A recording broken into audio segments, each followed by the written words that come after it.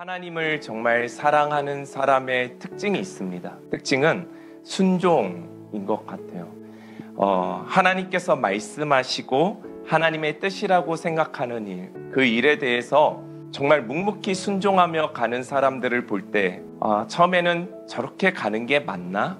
저렇게 해서 뭐가 일이 될까? 하지만 하나님의 일로서 하나님의 말씀에 그냥 순종하며 걸어가며 그 시간들을 보내는데 나중에 하나님께서 그를 세우시고 그를 이렇게 완성해가는 그런 모습들을 볼 때에 우리 믿는 자로서 큰 도전을 받게 되는 그런 모습을 보게 될 때가 많이 있습니다.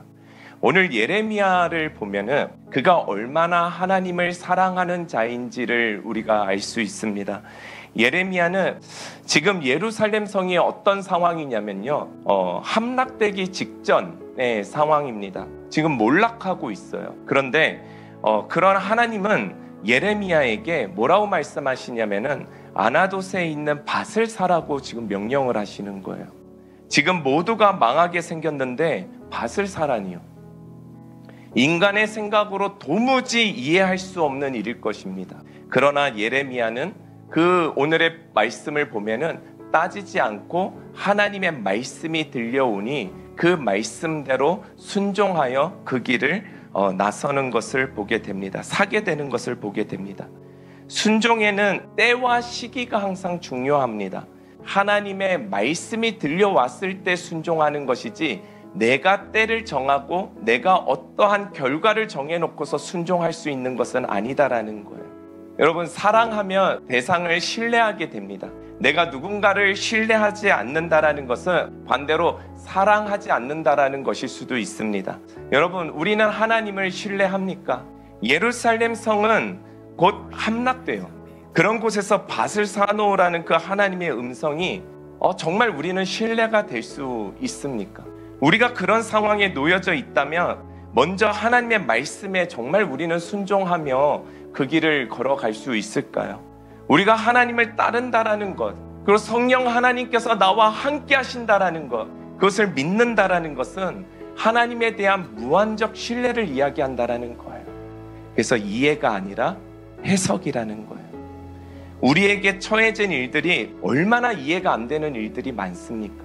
그러나 우리가 다 알 수는 없지만 하나님께서는 세상 모든 이치를 하나님의 말씀에 두고 계신다라는 것을 우리는 믿어야 합니다.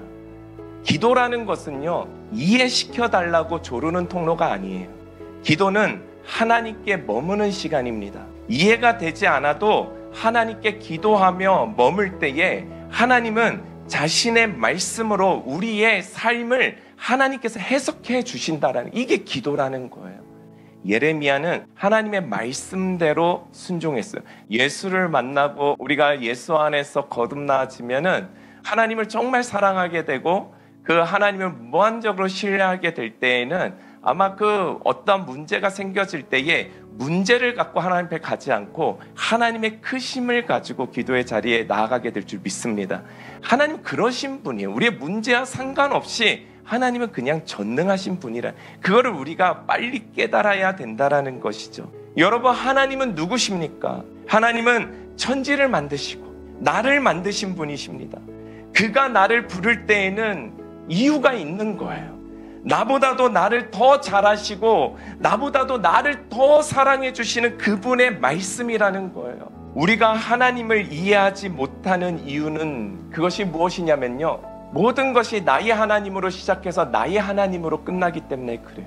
그러나 하나님은 나의 하나님, 너의 하나님을 뛰어넘어서 인류의 하나님이라는 걸 기억해야 합니다. 지금도 하나님은 과거와 현재와 미래를 아우르시면서 자신의 백성들을 통해 자신의 마지막 때의 역사를 쓰고 계신다라는 거예요.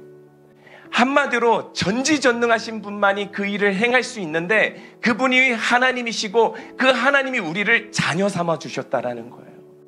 하나님을 내 소유하고 하나님을 나만 믿고 하나님을 내 문제에 두고 왜 그랬냐 해봤자 온 우주 만물의 질서를 이해하지 못하는 인간은 깊은 오해와 오류에 빠질 수밖에 없다라는 거예요. 우리가 하나님을 깊이 알아가면 알아갈수록 우리 삶의 장애물은 환경이 아니라는 걸 알아요.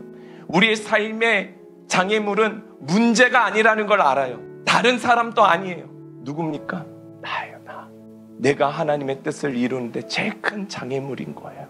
여전히 예레미야의 마음속에 순종은 했으나 하나님이 이해가 되지는 않는 거예요. 그 답답한 마음으로 하나님 앞에 나아가서 기도하는 거예요. 한마디로 하나님, 저는 하나님께 순종했고 당연히 하나님께서 큰 뜻을 이루실 거라는 걸 알고 있습니다. 그러나 마음의 궁금증이 해결이 되지 않습니다.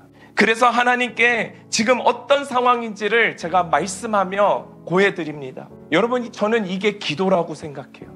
당연히 하나님은 우리의 생각보다 크시고 우리의 지식보다 넓으신 분이시니 우리는 하나님을 다 알 수가 없어요. 그러나 하나님을 인정해드는 그 고백 속에 우리가 여전히 풀리지 않는 하나님의 질문들을 가지고 하나님께 나아가는 것, 저는 그것이 기도라고 생각합니다. 그런 예레미야에게 하나님이 이제는 그 기도를 들으시고 응답하시는 거예요. 26절부터 27절까지 말씀입니다. 그때에 여호와의 말씀이 예레미야에게 임하여 이르시되 나는 여호와여 모든 육체의 하나님이라 내게 할 수 없는 일이 있겠느냐? 너무 기가 막힌 응답이에요. 삶을 하나님으로 해석하고 고민하는 자에게 하나님이 말씀해 주세요. 내가 할 수 없는 일이 있겠느냐? 사람은 인과론적 존재입니다. 그러나 하나님은 원인과 결과가 같을 필요가 전혀 없으신 분이세요. 사람이 이런 현상을 보면은 기적이라고 말하는 것이죠. 사람은 원인이 있어야 결과가 있다라고 늘 계산적으로 생각하지만 원인이 결과로 이어지면 스스로 우리가 이해되었다라고 착각하지만 하나님의 해석은 그렇지 않다라는 거예요. 하나님은 원인과 결과가 같을 이유가 전혀 없으신 분이기 때문에. 그래서 상황과 문제 가운데 하나님의 말씀으로 해석하는 사람, 해석을 통해 선포하고 하나님이 누구신지를 고백하는 사람, 그리고 그 길이 납득이 되지 않지만 그 길이 하나님이 허락하신 길임이 분명하다면 세상 누가 방해하더라도 그 길을 묵직하게 걸어가는 그 사람, 순종하는 삶, 그 삶 가운데 원인을 뛰어넘고 결과를 뛰어넘는 하나님의 일하심을 보게 될 줄 믿습니다. 왜냐하면 하나님을 믿는 자의 삶은요, 하나님이 우리의 제1원인이기 때문에 그래요. 이제는 여러분, 과거의 상처는 잊읍시다. 그 가운데도 하나님이 계셨고 그것을 통해 이 과정대로 나를 성장하셨고 그 결과도 하나님께로 맡겨드릴 수 있는 우리의 삶이 되었으면 좋겠습니다. 우리의 과정을 그럼 뭐라고 표현할 수 있을까요? 하나님의 의지, 하나님의 뜻, 하나님의 허락하심, 그 정도로 우리가 해석을 하고 그 원인에서부터 결과까지 우리의 인생을 하나님께 드려질 수 있는 그런 삶을 살기를 바랍니다. 우리가 원인을 찾고 결과를 우리 스스로 낸다고 해서 우리가 온전한 존재가 될까요? 완전할까요? 이건 인간의 교만함이죠. 아니에요. 곧 딜레마에 또 빠집니다. 또 상처에 빠집니다. 또 트라우마에 빠집니다. 이게 인생이에요. 여러분, 하나님만이 우리의 주권자이심을 믿으시기 바랍니다. 이 사실을 우리가 거부하고 원인과 결과를 자꾸 세상 속에서 찾아간다면 우리는 더 깊은 딜레마에 빠질 수밖에 없는 거예요. 나는 여호와여 육체의 하나님이라. 모든 생명의 하나님, 모든 호흡하는 자의 하나님, 내게 할 수 없는 일이 있겠느냐? 그것이 심판의 말씀이든 그것을 나를 도움의 말씀이든 하나님의 전지전능하신 그 하나님이 내 아버지라는 사실. 내가 두 팔을 벌리면 닿지 않는 곳이 있겠느냐? 내가 팔이 짧아서 너희를 구원하지 못한다고 생각하느냐? 내가 할 수 없는 일이 있다고 너희는 생각하느냐? 이 전능하신 하나님, 이 음성이 오늘 이 주일 예배를 드리는 여러분 가운데 들려지는 은혜가 있기를 축원합니다. 지금 일이 잘 풀리지 않습니까? 되는 일이 하나도 없습니까? 그럼에도 하나님은 전능자이십니다. 내가 잘 되고 안 되고가 하나님의 전능하심을 판단할 수 있는 것이 아니라는 거예요. 그 기준이 바로 세속주의 기준이에요. 내가 잘 되면 하나님 좋고 내가 안 되면 하나님 믿고. 이거 얼마나 세속주의고 자본주의적인 사상입니까? 생각입니까? 이건 내가 만든 우상이죠. 하나님이 아닙니다.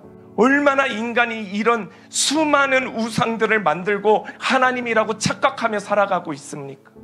하나님은 할 수 없는 일이 없으신 분이세요. 고로 이런 상황이면 이런 이유가 하나님께 있는 것입니다. 저런 상황이 생기면은 저런 이유가 하나님께 있는 거예요. 그걸 우리는 말씀 가운데 큐티하고 묵상하며 하나님의 뜻을, 하나님의 행하심을, 하나님이 이루어가실 시대를 우리는 하나님 앞에 고백되어지고 선포하고 해석되어지며 하나님의 교회를 내 안에 먼저 굳건하게 새기며 우리는 그것을 전하며 하나님의 교회를 더 건실하게 세워가야 할 줄 믿습니다. 전능하신 하나님 앞에 순종하며 하나님을 따를 때 하나님은 어떻게 한다? 불가항력적인 일들이 우리 가운데 일어난다. 그것이 기적이라는 거예요. 길을 여시고 빛으로 우리를 인도해 주십니다. 이제는 원인과 결과에 대한 이해가 아니라 하나님의 전능하심으로 바라보는 해석이 생기기를 축원합니다. 여러분 기억하십시오. 하나님은 모든 육체의 하나님이시며 할 수 없는 일이 없으신 분이십니다.